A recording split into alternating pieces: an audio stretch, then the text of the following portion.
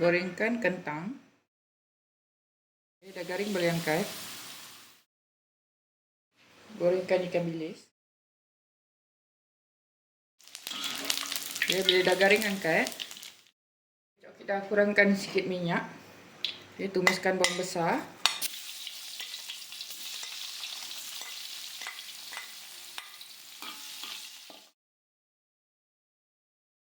Masukkan cili pecah.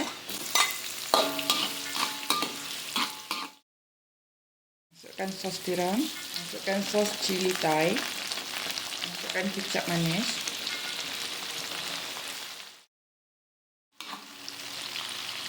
Padamkan api. Bila kuah ni dah sejuk, boleh masukkan kentang dan ikan bilis goreng. Baru sebatikan. Jadi ikan bilis ni kekar rangup. Alhamdulillah, ikan bilis, cili dan kentang dah pun siap. Selamat mencuba.